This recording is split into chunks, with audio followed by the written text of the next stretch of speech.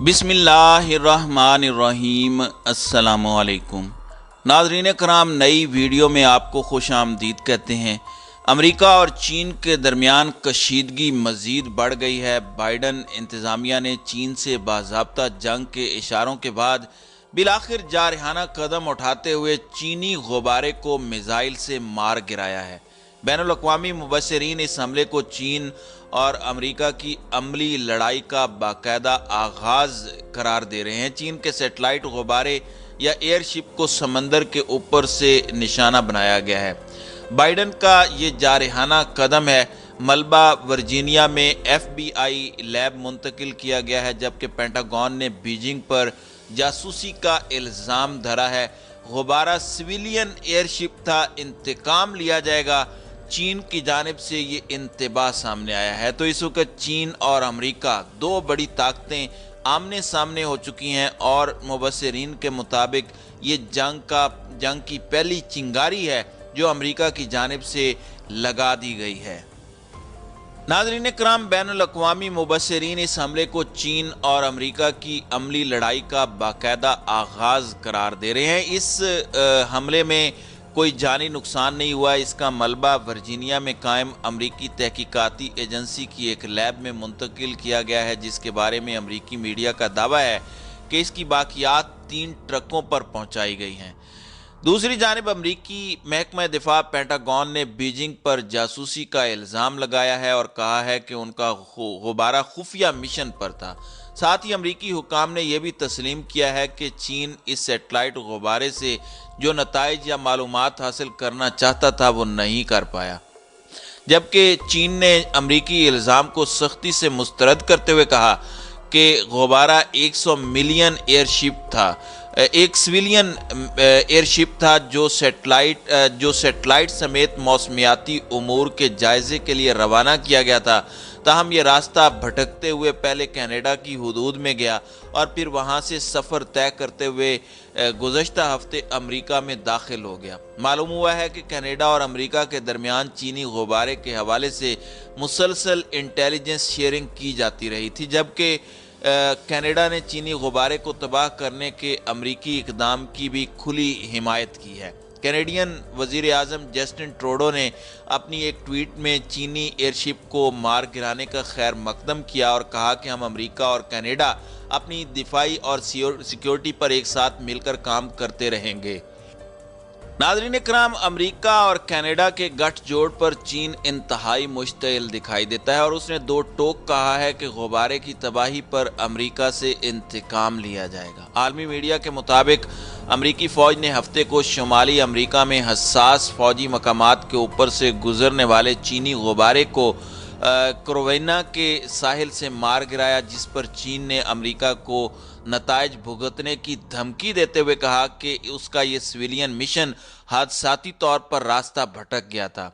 अमेरिकी newsy agency associated press के मुताबिक अमेरिकी सदर जो बाइडन ने मुबैना जासूस चीनी गुब्बारे को गिराने का हुक्म 30 जनवरी को ही जारी कर दिया था, जब ये अमेरिकी हुदूद में दाखिल हुआ था।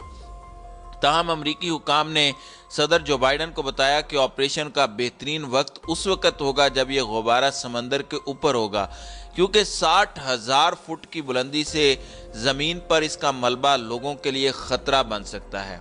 देव हैकल सफ़ेद गुब्बारे को हफ्ते की सुबह कैरोलिना के ऊपर बहरे ओकियानूस के साहिल के करीब देखा गया। हुकाम के मुताबिक सपहर मकामी वक्त 2:39 पर एक F-22 लड़ाका तैयारे ने उस वक़्त गुब्बारे पर मिसाइल फायर किया जब यह गुब्बारा जनूबी कैरोलिना के करीब साहिल से तकरीबन 6 समंदरी मील दूर था। मिसाइल से यह गुब्बारा पंक्चर हो गया और पानी में जा गिरा। अमेरिका के दिफाई हुकाम के मुताबिक मलबा 47 फुट नीचे पानी की गहराई में गिरा, जो उनकी तवक्को से कम था, और यह तकरीबन 7 मील तक समंदर में फैल गया। हुकाम ने यह भी बताया कि बहाली के ऑपरेशन में कई जहाज शामिल थे। अमरीकी दिफाई और फौजी हुकाम ने हफ्ते के रोज़ कहा कि गुब्बारा 28 जनवरी को एलोटीन जज़ायर के शुमाल से अमरीकी फ़िज़ाई दिफाई जोन में दाखिल हुआ और अलास्का के उस पार पीर को شمال مغربی علاقوں سے کینیڈا کی فضائی حدود میں داخل ہوا۔ امریکی حکام کا دعویٰ ہے کہ یہ غبارہ جمعرات کو مونٹانا کے اوپر دیکھا گیا تھا، جہاں جوہری ہتھیاروں سے لیس مالمسٹروم ایئر فورس بیس واقع ہے۔ ناظرین کرام، امریکہ میں حساس مقامات کے قریب ایک مبینہ چینی جاسوس غبارے کے اڑنے کی خبر نے بہت سے لوگوں کو یہ بھی سوچنے پر مجبور کیا کہ بیجنگ سیٹلائٹ کے ہوتے ہوئے امریکی سرزمین کی نگرانی کے لیے نسبتاً غیر نفیس آلہ کیوں استعمال کرنا چاہے گا۔ اس مخصوص غبارے کی صلاحیتیں چاہے جیسی بھی ہوں، امریکہ نے اس خطرے کو اتنی سنجیدگی سے لیا ہے کہ امریکی وزیر خارجہ اینٹونی بلنکن کا دورہ چین ملتوی کر دیا گیا ہے۔ یہ دورہ 5-6 فروری کو ہونا تھا اور سیکرٹری خارجہ اینٹونی بلنکن نے کہا کہ امریکی فضا میں جاسوس غبارہ اڑانے کا چینی فیصلہ غیر ذمہ دارانہ اور ناقابل قبول ہے۔ اس سے قبل چین کی جانب سے افسوس کا اظہار کرتے ہوئے کہا گیا تھا کہ یہ غبارہ غلطی سے امریکہ کی فضائی حدود میں چلا گیا تھا۔ تاہم اینٹونی بلنکن نے اس واقعے کو امریکہ کی خود مختاری کی خلاف ورزی قرار دیا۔ انہوں نے کہا کہ یہ ایک ناقابل قبول اور غیر ذمہ دارانہ حرکت تھی۔ ایک طے شدہ دورے سے قبل پیش آنے کی وجہ سے یہ اور زیادہ غیر ذمہ دارانہ ہے۔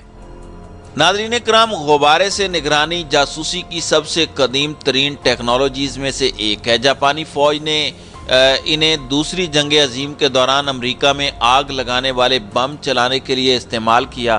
سرد جنگ کے دوران امریکہ اور سوویت یونین کی طرف سے بھی بڑے پیمانے پر جاسوسی غبارے استعمال کیے گئے۔ حال ہی میں امریکہ مبینہ طور پر پینٹاگون کی نگرانی کے نیٹ ورک میں اونچائی پر اڑنے والے انٹرفربلز یعنی غبارے جیسے آلات جن میں ہوا بھری ہوتی ہے ان کو شامل کرنے پر غور کر رہا ہے۔ جدید غبارے عام طور پر زمین کی سطح پر 8,000 فٹ سے 12,000 فٹ یعنی 24 کلومیٹر سے 37 کلومیٹر کے درمیان منڈلاتے رہتے ہیں۔ ناظرین کرام، چین کے معاملات پر مہارت رکھنے والے مبصرین کا کہنا ہے کہ بیجنگ کے پاس نگرانی کی زیادہ جدید ٹیکنالوجیز موجود ہیں۔